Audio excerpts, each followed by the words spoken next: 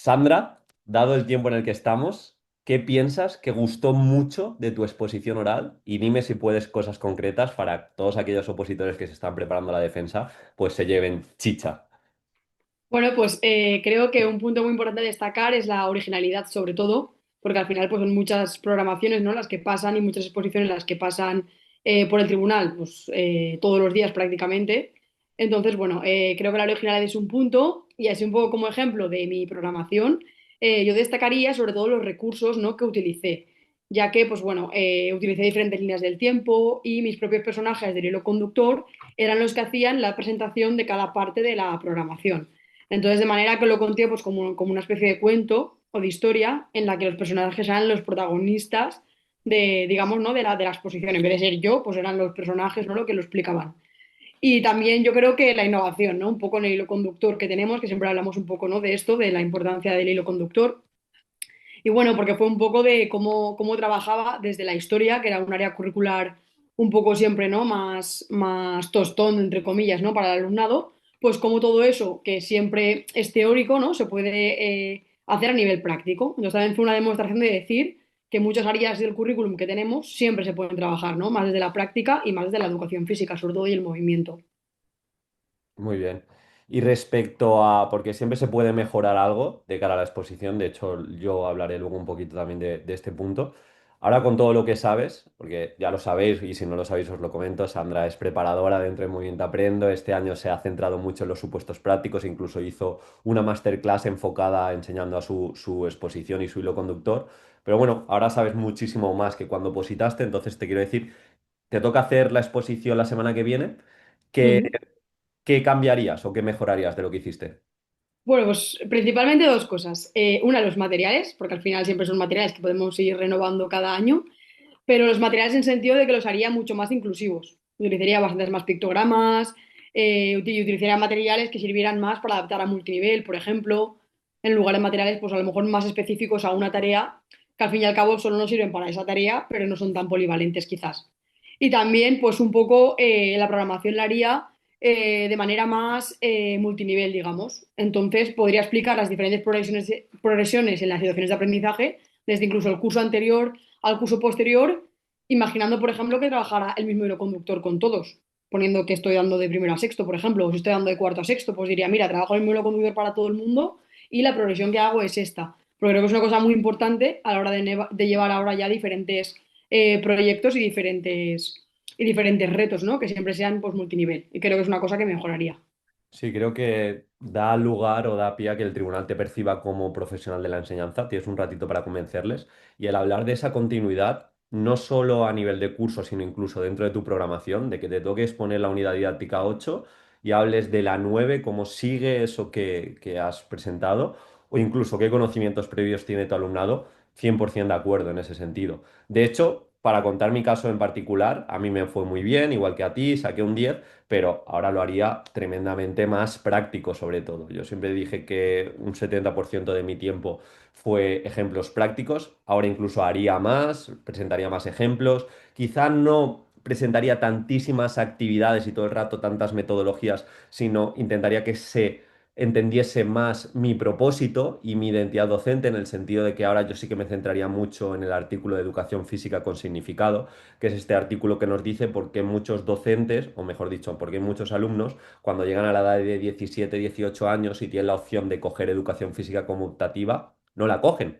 Hay un porcentaje muy alto y se hizo una encuesta, se entrevistó a muchos alumnos y se vieron las principales causas y las principales causas eran que educación física no les gustaba, que habían tenido experiencias traumáticas con el deporte, con el ejercicio, que sentían que era una pérdida de tiempo, que no les aportaba nada. Entonces, desde esa motivación, que es una motivación negativa, ¿no? Intentaría que a través de mi programación, aunque en este caso fuese en primaria, que todo mi alumnado tuviese ese amor por el movimiento, o bien con el hilo conductor, o bien con las progresiones, porque no es solo simplemente vamos a que se diviertan, sino muchas veces tenemos alumnos que se desmotivan o desconectan porque no hacemos actividades que perciban que las pueden hacer. Nos vamos a la clásica salto de potro, que ya no lo hacemos, pero esto sí que desvinculó mucho la educación física con el movimiento per se, pero actualmente pasa con el deporte, por ejemplo. Vamos a jugar al deporte, hacemos dos, tres sesiones, nos ponemos en situación de partido y muchas alumnas y algunos alumnos no saben qué hacer y se desmotivan, tienen el móvil o tienen la pelota y no saben cómo pasarlo, no saben ocupar espacios. Entonces me centraría mucho en esa progresión, mucho en, como dice Ángel Pérez Puello, partir desde ese principio de que tengan experiencias tempranas de éxito, porque creo que el tribunal en ese sentido va a empatizar más con nosotros. Y en ese punto, creo que también les puede ayudar esta tercera pregunta, porque Ujú. al final la programación, si nosotros somos útiles, siempre lo digo, el tribunal por reciprocidad nos va a poner más nota o nos va a percibir como alguien que puede estar en su centro educativo. Entonces, el tribunal también busca, en el tiempo que estés exponiendo, soluciones para su clase. O sea, puede escuchar tu metodología y decir, ay, a mí eso me pasa. La organización es un caos cuando hago grupos o cuando propongo una actividad y hay exceso de motivación, no sé por dónde llevarlo. Y en ese sentido te quería preguntar, Sandra, lista de principales problemas que tiene un docente de educación física a la hora de dar clase y a partir de ahí también que los opositores lo tengan en cuenta en su exposición, incluso los que están pensando en opositar en 2026, pues son posibles supuestos también. Pues a ver, muchos opositores seguramente, pues si han pasado por los coles haciendo prácticas o por los institutos, habrán escuchado pues las más tópicas, ¿no? Que pueden ser pues los ratios, ¿no? Que tenemos, que al final muchas veces pues son ratios muy elevados. Si quieres hacer, por ejemplo, progresiones multinivel, tienes que saber muy bien cómo organizar la clase en diferentes grupos para que realmente sea real ese multinivel y lo puedan aplicar al 100%, porque si no, de verdad es muy difícil muchas veces. Y también muchas veces de los espacios que tenemos. Estamos hablando de coles de primaria que hoy en día muchos sí que han mejorado mucho con los proyectos de patios activos también, que han creado un montón de zonas nuevas, que tenemos zona de escalada dentro del patio, que tenemos... Pero es verdad que hay muchos coles que siguen teniendo una pista polideportiva y no tienen nada más. Entonces muchas veces también para la educación física tienes que limitarte o buscar muchos recursos de la comunidad alrededor, ¿no? Que puedas salir a hacer a la naturaleza o un polideportivo que puedas tener cerca con más disposición de, ¿no? de instalaciones. O la verdad que hay veces que realmente es complicado sobre todo en materiales y espacios. Pero bueno, esto digamos que es un poco más lo tópico, ¿no? Que ya sabemos y que pues muchas veces pues es un problema, ¿no? Un poco más de consellería y de organización más a nivel que no podemos controlar nosotros, ¿no? Y luego yo creo que últimamente lo que también está ocasionando muchas dificultades es la inclusión, que realmente es irreal.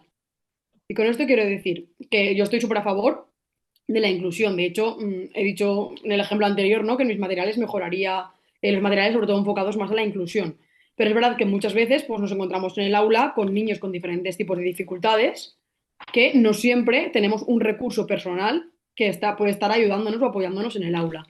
Entonces tenemos que buscarnos un poco la vida, entre comillas, de intentar coger las mejores estrategias metodológicas también a nivel de cómo enfocamos los grupos y cómo enfocamos las tareas para que siempre tenga pues, una persona disponible que le pueda estar ayudando, para que no siempre estés tú. Pero claro, pues un gran ratio de alumnado y además bastante alumnado, que es la tendencia ahora, ¿no? Aunque cada vez tenemos más alumnado con necesidades educativas especiales, pues la verdad que la falta de recursos personales también, pues no sé, pues hacen que al final la educación física no pueda tampoco darse al 100% como deberíamos y eso tampoco ayuda a que las familias nos tengan ese reconocimiento, ¿no? hacia la educación física. Porque si realmente tengo un alumno con necesidades que necesita mejorar la motricidad y tengo una persona que me está ayudando y este alumno, gracias a las clases, puede mejorar la motricidad, pues la familia ya no va a tener a la educación física, ¿no? Como se ha tenido hasta ahora. No, es que, mira, sale un rato al patio para despejarse y ya está, ¿no? Es un poco la importancia. Entonces, si realmente queremos construir esa importancia, ¿no? Que hablabas tú del movimiento, de que el alumnado pueda escoger la asignatura, ¿no? Cuando sea una optativa, por ejemplo, pues también es importante que las familias estén involucradas y que vean que la labor que hacemos es importante y que obtenemos algunos resultados positivos para el alumnado y para sus hijos, hijas. Entonces, claro, pues yo creo que tanto los espacios como los materiales y como los recursos personales, pues deberían mejorarse para ofrecer una educación física más de calidad. Eso es, y sobre todo en conjunto a estos problemas, a mí de hecho cuando me presenté me salió el supuesto por ahí, supuesto en el que tenías muy pocos recursos, en el que tenías que llevar a cabo en este caso una unidad de pilota valenciana, pero no tenías patio y te tenías que coordinar con el parque de al lado y bueno, eso te lo vas a encontrar en un supuesto práctico y lo que hemos visto también, típica clase donde están desmotivados porque vienen de malas experiencias, porque en otro momento el docente o la docente de educación física no ha llevado los contenidos como toca, o simplemente son sedentarios, también clase desmotivada porque la mayoría son sedentarios, pues desde esos puntos intentar encontrar una progresión, al menos en las oposiciones, para que toda la clase se pueda desarrollar.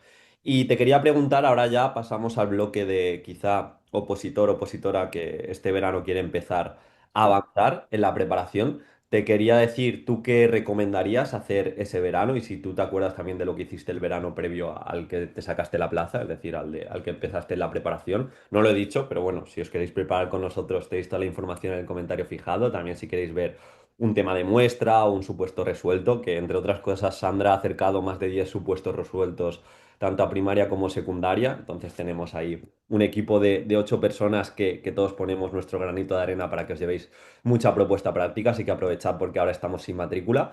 Pero justamente eso, te quiero preguntar sobre verano. La gente ya quiere empezar a avanzar. ¿Tú qué recomiendas ahí? Pues a ver, la gente que nos inicia justo este verano, es decir, que ya tiene, por ejemplo, pues un temario por lo menos base, no constituido, que aunque el que solemos ofrecer en la academia es muy guay porque ya está totalmente actualizado y el temario la verdad que es muy rico en muchos contenidos, pero yo lo que haría sería que lo hicieran suyo, ¿no? Es decir, que ese temario que lo relacionaran con experiencias que hayan podido tener, si aún no han sido docentes, pues en las prácticas o con compañeros que se hayan contado, ¿no? Alguna vez cosas sobre la gestión de aula y demás, y que los hicieran suyos, ¿no? Y haciendo experiencias propias, ejemplos prácticos, ¿no? Que hagan el tema un poco pues diferente, para que a la hora de estudiarlo, ¿no? A partir de septiembre les sea más fácil también memorizar. Luego también en cuanto a los supuestos prácticos, por ejemplo, yo me enfocaría en que hagan guías, que se hagan guías de ACNEAE, de juegos VIP, por ejemplo, que van a utilizar para muchos bloques de contenidos, que vayan buscando ideas de cómo hacer diferentes materiales, por ejemplo, reciclados. Entonces, hacer como una biblioteca de recursos que ya los tendrán pues, para los supuestos prácticos y luego te ponen, pues estás en un esto en el medio natural y tienes que utilizar materiales reciclados. Pues si ya me he mirado este verano un poquito y me he apuntado, ¿no? En una hoja posibles materiales reciclados y me he apuntado posibles actividades para hacer en el medio natural, simplemente tengo que juntar esas dos cosas y hacer el supuesto. Es decir, ya tendría ahí como muchos, ¿no? Ejemplos, digamos, para poder ir tirando, ¿no? A partir de septiembre. Y eso son cosas que al final, entre comillas, nos quitan tiempo, ¿vale? A la hora de estudiar, o sea, cuando estamos enfocados 100% en estudiar, pero si ya lo tenemos elaborado de antes, siempre tenemos como nuestra propia guía de consulta que nos puede servir. Y luego para la programación, pues sobre todo pensar, los que hayan hecho programación, pensar qué pueden cambiar, qué pueden modificar, cómo mejorarían. Y los que aún no la tengan hecha, pues empezar a pensar ya en qué hilo conductor quiero, qué creo que le va a interesar a los alumnos y alumnas, ¿no? Y para a partir de ahí ya empezar a construir diferentes opciones de aprendizaje. Porque yo pienso que lo más importante es el hilo conductor, porque a partir de ahí podremos desarrollar, ¿no? Toda la temática que queremos, cómo lo queremos enfocar, a raíz de ese hilo conductor, qué metodología me va a ir mejor, porque a lo mejor si hago un ejemplo, ¿no? Pero si hago un hilo conductor, por ejemplo, del Mario Bros. Y que tiene que ir construyendo todos los diferentes mundos, ¿no? Como en este caso fue que luego explicaré un poquito mi última programación, pues ostras, a lo mejor las situaciones de aprendizaje tienen que ir enfocadas en qué van a hacer en cada isla o qué van. Entonces, es un poco las recomendaciones que daría para el verano, sin agobiarse mucho de estudio, pero sí ir haciendo. No, habéis visto que esta pregunta también se la hice a Raúl y a Paolo. Cada uno tiene sus recomendaciones. Aquí no son matemáticas, pero sí que coincidimos todos en algo. No tiene sentido estudiar. Yo no me pondría a estudiar este verano, sino más bien entender la oposición o tocar el punto este creativo. Yo lo contaba, invité a un par de compañeros de mi carrera de Ciencias del Deporte a un café a que me contasen, porque yo no tenía ningún tipo de experiencia docente, a que me contasen cómo era la oposición y a que me contasen también lo que habían experimentado en el aula, porque ellos sí que han sido profes interinos, yo no tenía ni idea. Entonces yo les hice buenas preguntas en ese sentido, de qué problemas te encuentras en el aula, cuáles son los principales contenidos a los que tienes que programar, porque al final una oposición necesitas equilibrio. De nada sirve que tú seas muy bueno en deportes o muy buenos en expresión corporal si luego te sale un supuesto del contenido que no llevas tan bien. O en el caso de primaria, que seas muy bueno, como era mi caso, tercer ciclo, pues yo utilicé verano, los primeros meses, en tener recursos y en equilibrar el primer ciclo. Pues yo no sabía muy bien cómo llevar ese esquema corporal, esa lateralidad, cómo hacer progresiones para los más pequeñitos, que muchas veces te encuentras en primero de primaria que no se saben ni mover bien. Entonces, tú no tienes ningún tipo de experiencia y yo esto lo he visto en oposiciones, las que programas para primero de primaria o para segundo de primaria un deporte súper complejo y dices, el deporte aquí no tiene cabida o al menos el deporte lo tendrás que modificar, hacer predeportivo o darle una vueltecita y centrarte sobre todo en esas habilidades motrices básicas, en cuentos motores, en estos hilos conductores más sencillitos para ir profundizando en esquema corporal. Pero resumiendo, yo intentaría, si ya tienes los temas, personalizarlos, intentaría también ir al currículum de tu comunidad, es decir, al decreto en particular o si eres Andalucía, a la propia orden, e imprimirte no todo el currículum, que no tiene sentido, pero sí las hojas de educación física, que igual van a ser 16, 17 hojas. E irte leyendo esas hojas de una forma tranquila, te puedes ir leyendo, puedes ver los diferentes contenidos, cómo está dividido, las competencias específicas, los criterios de evaluación, que sepas y entiendas cada criterio de evaluación, porque eso te va a dar ventaja respecto al opositor que no entiende la legislación para poner mejores ejemplos en los temas, para poder abordar supuestos prácticos, porque hemos visto también este año que en ciertos supuestos prácticos han salido criterios de evaluación como tal, de cómo trabajarías ese criterio de evaluación. Si tú esto lo trabajas previamente, vas a tener mayor conocimiento y eso el tribunal lo ve. Así que tenéis faena en ese sentido. Ya sabéis que si ahora reserváis, nosotros también os vamos a acercar una pequeña guía de qué poder hacer este verano, algunos temas y algún supuesto resuelto para que vayáis avanzando, que no sea simplemente formarse por formarse. Y justamente lo decías de algo de Mario Bros. Te quería preguntar, este último año que estuviste de maestra de educación física, ¿cómo programaste? Grosso modo que me cuentes cómo lo llevaste para que también la gente se lleve parte práctica aquí.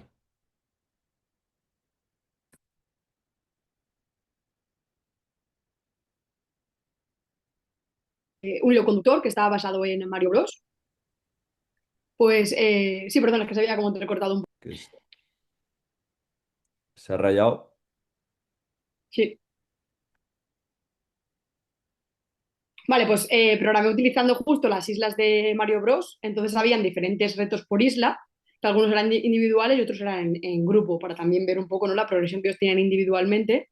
Y tenían también como un carnet que íbamos mirando, ¿no? Sería para autoevaluar también y ellos iban viendo cómo iban progresando. Y luego a nivel más grupal iban consiguiendo diferentes personajes del mundo de Mario Pero eso, Sandra, ¿era para todo el ciclo o...? para todos los cursos que llevaba. En Ah, este para... caso llevaba de cuarto a sexto. Ah, de Entonces, pues, acuerdo. todos utilicé el mismo hilo Vale, conductor. vale. Y lo que, bueno, eso, y para nivel general, tenían pues como, o sea, teníamos las islas puestas, entonces tenían como la bandita de cuarto, la de tercero, asociadas a un personaje, tanto chicos como chicas, masculinos y femeninos, para trabajar un poco, pues eso, que al final Mario Bros no solamente es Mario Bros, ¿no? Que habían más personajes. Y iban consiguiendo los diferentes personajes de las islas. El objetivo era pues que llegara a final de curso y haber como conquistado todas las islas del juego de Mario. Y entonces, ¿esto cómo lo hacía? Porque claro, al final llega al mismo hilo conductor. Quiero decir, la historia que narraba el personaje era la situación de aprendizaje que se iba a dar. Entonces yo lo que hago siempre, que me gusta hacer, es como programar más o menos para todo el mundo a la vez. Es decir, yo tengo unas situaciones de aprendizaje base, por decir así, temáticas, y adapto los diferentes contenidos relacionados con esas situaciones de aprendizaje. ¿Vale? En este caso, por ejemplo, en el primer trimestre incluí juegos cooperativos, salud y juegos de mesa adaptados a la educación física, como juegos de mesa en movimiento, que también me aprovechaba para, pues, por ejemplo, cuando jugaba al 3 en raya, las fichas que ponían, por ejemplo, eran de pictogramas de imágenes de alimentación saludable, por ejemplo, ¿vale? O sea, lo había trabajado de salud y demás y lo iba enfocando. O sea, hablo de salud y hablo de salud en general. ¿Hago con todos lo mismo? No. A lo mejor con cuarto trabajaba la pirámide o el plato de Harvard, trabajaba más la alimentación, ¿no? Por decir así, y a lo mejor con quinto y sexto trabajaba primeros auxilios, por ejemplo, ¿vale? Entonces, yo digo, voy a hacer una situación de aprendizaje de salud, entonces tengo a un personaje que me narra que vamos a aprender cosas sobre salud, pero según el curso, pues adapto al tipo de contenido que prefiera, ¿vale? Y luego, pues igual, pues juegos de mesa adaptados a educación física, acá jugamos al parchís, jugamos al desenraya, jugamos al Rubik Cube, para que ellos vean también pues otra opción, ¿no? De que al final pues los juegos que hacen en el día a día también se pueden hacer con el movimiento y también pues una manera de conectar con niños y niñas que a lo mejor les gusta más jugar a juegos de mesa o son muy de jugar a juegos de mesa en familia, pues para que vean si están muy enganchados a los juegos de mesa, que es una opción de hacerlo también con movimiento. Y luego el segundo trimestre me enfoqué en juegos y deportes.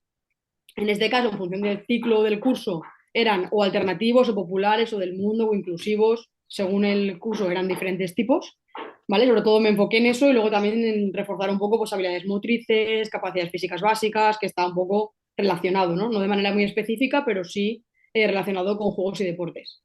Y luego, tercer trimestre, sobre todo, me centré en actividades en el medio natural. En función del curso también, pues fue orientación, creo recordar, algo de plugin y creo que Spartan Race en tercer ciclo. Y también trabajamos la expresión corporal, con el jazz dance, creo que era para los de segundo ciclo, y luego coreografías con comba y demás para tercer ciclo. Entonces, el mismo personaje, pues por ejemplo, en este caso, creo que hacía Luigi, como bailando con un montón de música y tal, ¿no? Pues conseguían Luigi todos bailando. Lo que pasa es que unos lo hacían con coreografía con comba, otros lo hacían con el jazz dance.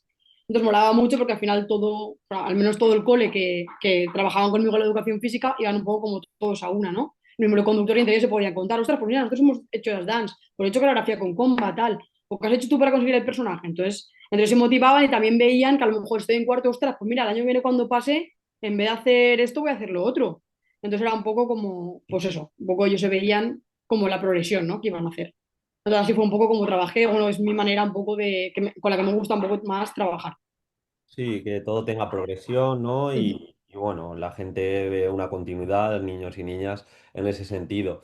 ¿Y recuerdas las situaciones de aprendizaje que mejor te funcionaron y cuáles te costaron más? Así también un poquito para ofrecer realidad en ese sentido.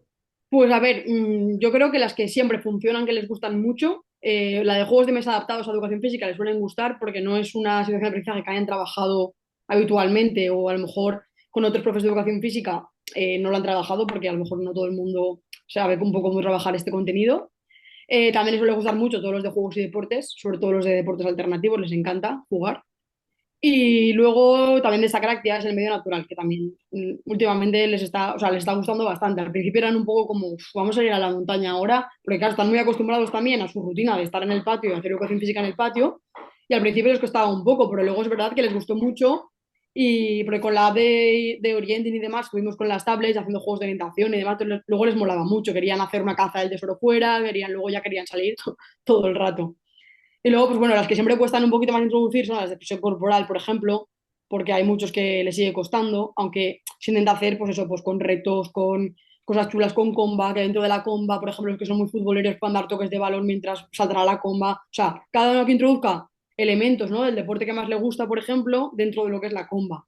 Entonces, es una manera de hacerla un poquito más atractiva, pero son unidades, pues que siempre, o sea, situaciones de aprendizaje que siempre cuestan un poquito más. Y luego, pues las que son de salud y demás, hay veces que, por mucho que las hagas dinámicas, pero al final hacen teoría de primeros auxilios. Pues hay algunos que les mola mucho, porque yo que sé, a lo mejor su padre justo es médico o vienen de familia tal, entonces están como más conectados con eso y les gusta. Y hay otros que te dicen, pero ¿cuándo vamos a jugar o cuándo vamos a hacer? ¿No? Como que realmente lo están haciendo con un juego, pero ellos no lo ven como que están haciendo, no sé, callball, ¿sabes? Lo ven como que están cogiendo pistas para ver cómo cura una herida, entonces no entienden muy bien. Es una educación física, esas son las que más cuestan. Sandra ha dado dos teclas muy buenas. La primera ha dicho cómo a través de los juegos de mesa que se muevan, es decir, hacer que se muevan, porque normalmente igual tú puedes llevar en el aula, eres de primaria, eres de infantil, eres de lo que sea y estás más en el aula, pues sí, ciertos juegos de mesa, pues para trabajar la cognición está genial. Nosotros también, pero desde el área de educación física siempre le tenemos que dar una vueltecita para que esos juegos de mesa promuevan el movimiento. Y lo segundo, ella también ha hablado de TICs. Nosotros, como docentes de educación física, no es lo mismo que en el aula, que igual utilizas Kahoot y ya está. Nosotros tenemos que pensar siempre cómo podemos utilizar las TICs para que nuestro alumno se mueva más. En este caso, las de orientación que has comentado, por ejemplo, para motivarles, o en el caso de un Kahoot, pues también existe el Kahoot en movimiento y se le da ese relevo cognitivo, o el caso de Pablo también hablaba de algo tan sencillito como el Strava, esa comunidad para que todos se muevan. Es una muy buena forma fácil de ofrecer esas alternativas de ocio saludable, así que pensad también y si vais a exponer en ese punto de nosotros como docentes de educación física, TICs, juegos de mesa, diferentes propuestas, tenemos que buscar que nuestro alumno tenga más oportunidades de movimiento y se mueva también, en este caso, mejor. Y también te quiero preguntar otro punto que creo que es principal, que define como docente, que es el de gestión de aula. Nuestra asignatura siempre decimos que es la mejor que existe y es así, pero también quizá puede que sea la más caótica, la más entrópica en ese sentido y necesitamos pues ciertas órdenes, ciertas normas y te quiero preguntar por ahí, gestión de aula, algo que quieras destacar, qué te funciona muy bien, qué es lo que más te cuesta, todo lo que tengas por ahí es bienvenido porque estoy seguro que va a ayudar a los docentes. Pues a ver, obviamente, pues yo creo que como todo el mundo siempre, ¿no? Los encargados, por ejemplo, siempre funcionan porque te ayudan pues en roles rotativos, que ellos mismos incluso que vayan ganando algunos puntos y lo hacen bien para motivarles. Entonces, pues que te ayuden a recoger el material o que te ayuden a la hora de subir en la fila, por ejemplo, pues que se encarga el primero ya de ponerse, así el resto se ponen, sobre todo en primaria, ¿no? Que siempre es un poco más caos esto. Luego, por ejemplo, si se van a asear, pues un encargado o una encargada, ¿no? Del aseo un poco que esté controlando que se asee todo el mundo, que no haya ningún conflicto y demás. Esto siempre ha funcionado muy bien y sigue funcionando muy bien. También, una cosa muy importante que he visto que me funcionaba es que el material que utilicemos sea lo más versátil posible y que intentemos utilizarlo en la gran parte de la sesión sin cambiar mucho de material. Quiero decir, muchas veces, sobre todo cuando hablamos de un primer ciclo o hasta un tercero de primaria más o menos, el momento en que acabas una actividad empiezas otra, normalmente genera como mucho caos, porque hasta que vuelven hasta a relajarse, se están predispuestos, ¿no? Para escuchar lo siguiente que es lo que vamos a hacer. Si a eso le añades que tengo que quitar una barbaridad de material que he dejado por ahí, tengo que sacar otra barbaridad diferente de material, pues suele, aparte de que pierdes mucho tiempo, al final tampoco llega a ser productivo. Entonces, pues es un ejemplo, ¿no? Pero, por ejemplo, los conos es un material muy versátil, o el aro es un material muy versátil. Pues en estos ciclos, intentar todo lo que haga, si hay una actividad que la puedo hacer tanto con conos como con aros, pero el calentamiento lo he hecho con conos, pues ese día lo hago con conos, para no cambiar tanto de material, ¿no? A intentar adaptar un poco el material. Y luego, en los últimos años, sí que me he dado cuenta que una de las cosas que me impedía dar clase era la gestión de los conflictos. Sobre todo, por ejemplo, cuando vienen del patio o demás, porque siempre al final pues, nos ponemos nosotros los conflictos que han ocurrido en el patio o que han ocurrido en la hora de antes porque estaban haciendo X en matemáticas y luego han ido por el pasillo y llegan a tu clase con el conflicto que ha pasado. Y entonces me veía que había muchos días que prácticamente podía dar 10 o 15 minutos de la sesión por intentar gestionar conflictos. Entonces instauré un rincón de la resolución de conflictos, por decirlo así, más o menos de cuarto a sexto, y empecé a trabajar, porque claro, primero, segundo y tercero suelen haber menos conflictos, pero suelen haber más conflictos en cuanto a nivel de comportamiento, o sea, que suelen comportarse peor, o cuando a uno le da rabia algo, pues se pone a llorar, o, ¿vale? Entonces, ¿qué hice? Empecé también a iniciar un rincón de las emociones, de primero a tercero, que luego eso, de cuarto a sexto, sería el rincón de los no conflictos, por decirlo así. ¿Vale? Entonces, de primero a tercero trabajaba en el rincón de las emociones y es que tenemos una zona en el gimnasio que, bueno, puse como un trocito de césped verde, de moqueta, de alfombra, y tenían como diferentes, digamos, fundillas estas de plástico de los folios, pues con diferentes emociones dentro, que representaban la emoción, que atrás podían incluso escribir con boli de este que luego se borra cómo se habían sentido y demás. Entonces, pues cada vez que pasaba algo en la clase, simplemente era el tiempo fuera de ese niño o esa niña. Mira, pasa a ir al rincón de las emociones, demás. Entonces, cuando yo tenía más o menos la clase controlada, o al final de la clase, ya hablaba con ese alumno y decía, sí, al rincón de las emociones, ¿qué emociones has escogido? ¿Qué ha pasado? ¿No? Y intentaba hacer un feedback más individual, lo que hacía que no perdieran mucho tiempo con el resto del grupo y cuando ellos empezaron a entender un poco esa dinámica, prácticamente funcionaba solo. Entonces fue muy guay de que empezaran a reconocer, ¿no? La emoción que tenían, qué había pasado y cómo se estaban sintiendo o cómo podían arreglarlo. Esto aún no me ha dado tiempo a ver el futuro del proyecto de los que empezarán en primero y segundo, pero en teoría esto, claro, si ellos ya saben gestionar la emoción y saben cómo hacerlo, es probable que por lo menos en la clase de educación física, a partir de cuando sean más mayores, hayan menos conflictos respecto a estos aspectos, ¿no? Y el rincón de los no conflictos era, pues bueno, este año justo lo hice, bueno, los últimos 2 años lo he hecho con unos cuentos que están muy chulos, que pone, pues cómo no ser agresivo, cómo dejar de trastirte, que son cuentos, bueno, son como mini cuentos realmente, es como un parrafito así. Y luego pone bajo como recetas o instrucciones que les ayudan. Entonces, pues por ejemplo, era receta para no estar triste. Y les ponía como 4 o 5 indicaciones que tenían que hacer, que a lo mejor era, da 3 saltos, respira 10 veces. Era un poco así, ¿no? Entonces ellos como que leían la historia, hacían las indicaciones y si luego estaban al hacer ese tiempo fuera un poco, ¿no? Y centrarse un poco en lo que les estaba pasando, si al terminar, pues estaban ya predispuestos a seguir jugando con la actividad, venían y me decían, oye, mira que ya me he relajado, ya tal, puedo seguir con la actividad y demás. Y pues cuando ocurrían, por ejemplo, conflictos entre dos personas, lo que hacían es que iban los dos y cada uno cogía el que cómo se había sentido. A lo mejor uno estaba frustrado, otro estaba triste, o otro estaba... Entonces con los cuentos, esto es la verdad, y el rincón fuera, o sea, les motivaba mucho a ellos también, ¿no? Para intentar mejorar, porque al final no es el típico castigo de, le he castigado al banco, que muchas veces no entienden ni por qué les hemos castigado, encima les da más rabia porque se creen que no lo estamos entendiendo, que no tenemos empatía con ellos. Entonces es una manera de que ellos mismos aprendan a gestionarlo sin hacer, digamos, una disrupción, ¿no? De toda la clase de educación física justo en ese momento concreto. Entonces, ese tiempo fuera con ese tipo de rincones, la verdad que los últimos años me ha gustado bastante. Muy bien, has dado un montón de recomendaciones y de nuevo se ha visto la progresión. Yo creo que Denotas que es profesional de la enseñanza y ahora hablo de oposiciones. Si tú estás llevando a cabo en un tercer ciclo algo relacionado con la gestión de conflictos y hablas del primer y el segundo ciclo, de cómo lo has llevado, qué base tienen esos alumnos. Entonces, en ese sentido, todo lo que sea progresión o trabajar de manera conjunta, esto lo recomiendo mucho, todo el tema de las emociones, la coeducación, la sostenibilidad, e incluso la comunicación, son ciertos aspectos que tienes que trabajar desde todas las especialidades y también desde todos los ciclos. O sea, independientemente del ciclo, pues vas a tener que hacer unas actividades, obviamente, pero creo que es clave. Y ya, Sandra, al igual que yo, nos sacamos la plaza en Comunidad Valenciana y esta última parte de la charla quería llevarla por ahí, que me hablases un poquito de cómo piensas que van a ser las oposiciones de este año 2026, que bueno, vamos a hacer un batiburrillo, también ya en las últimas nos piden 6 situaciones de aprendizaje, vamos a hablar un poquito, si te parece, de oposiciones de Comunidad Valenciana y a partir de ahí dejamos este trozo. Pues bueno, yo creo que una cosa de las que tenemos que enfocarnos bastante cara a la preparación, ¿no? Del año que viene, que eso, pues bueno, pues toda la gente que se prepare con nosotros, perfectamente podremos tener todos esos aspectos muy ligados. Y es basarnos mucho en la inclusión, basarnos mucho en los ODS y también en los diferentes proyectos que están ya desarrollándose en muchos centros educativos.